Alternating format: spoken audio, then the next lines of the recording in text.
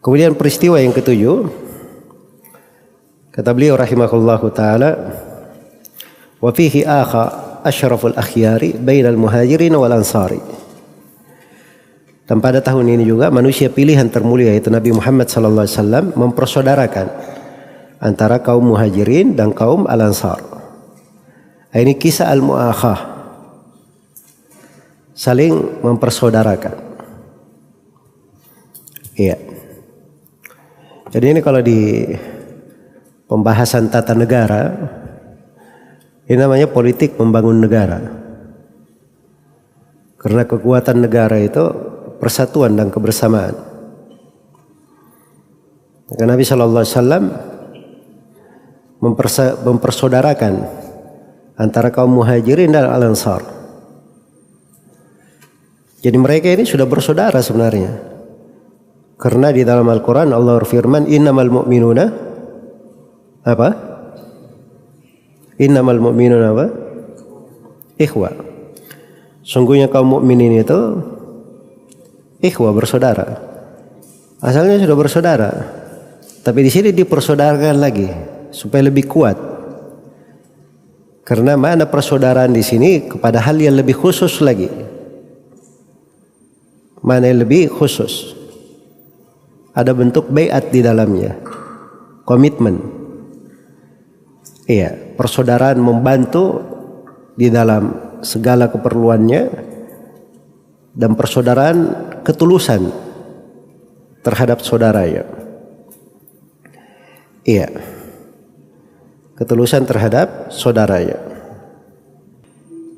Jadi disebut di kisah persaudaraan ini itu jumlahnya ada 90 orang. Di sebagian riwayat disebutkan 100 orang. Sebagian riwayat disebutkan 100 orang. Mereka dipersaudarakan di atas hak untuk saling membantu, bahkan saling mewarisi setelah kematian. Walaupun tidak memiliki hubungan dawil arham. Iya. Itu ayat ya, walikullin ja'alna mawaliya. Itu ayat yang dimaksud, tapi ada pembahasannya terkait dengan ayat apakah dia mansukh atau tidak. Ya maksudnya di sini Rasulullah sallallahu alaihi wasallam mempersaudarakan jumlah itu. Iya. Dan itu di rumah Anas bin Malik radhiyallahu taala anhu. Karena kata Anas di dalam hadits riwayat Bukhari dan Muslim, qad halafa an-nabiy sallallahu alaihi wasallam baina Quraisy wal Ansari fi dari. Kata Anas, Nabi membuat hilf, saling berjanji antara orang Quraisy dan orang Ansar di rumahku. Maksudnya dari kaum Muhajirin dan kaum Al-Ansar. Jadi ini mu'akhah ya, dipersaudarakan akan hal tersebut. Jadi kita petik darinya pelajaran sebagaimana yang telah saya singgung akan pentingnya memahami makna ukhuwah ini. Iya.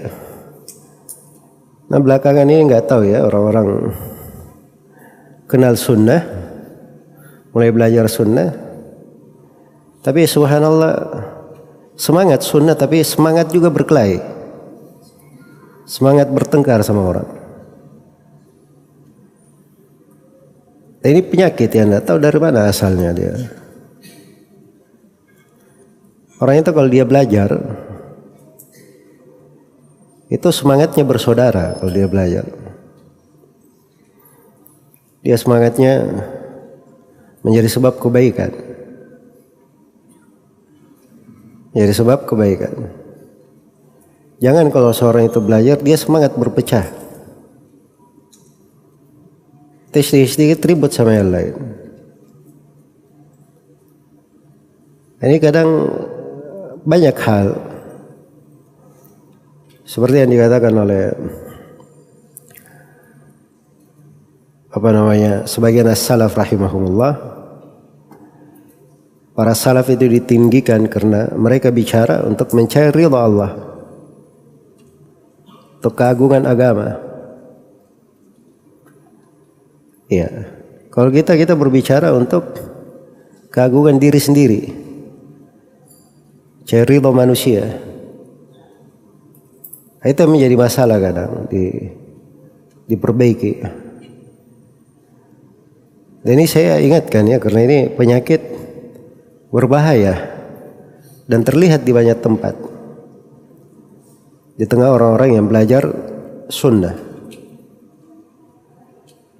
Dan itu menunjukkan ada yang tidak beres dalam cara belajarnya, dan ada yang tidak beres pada niat-niatnya. Karena kalau niatnya baik, hasilnya juga bagus. Iya. Karena itu dirapikan hal-hal yang seperti itu. Lebih bagus seorang itu berada di akhir, di belakang sana. Dia pengikut saya, tapi pengikut dalam kebaikan.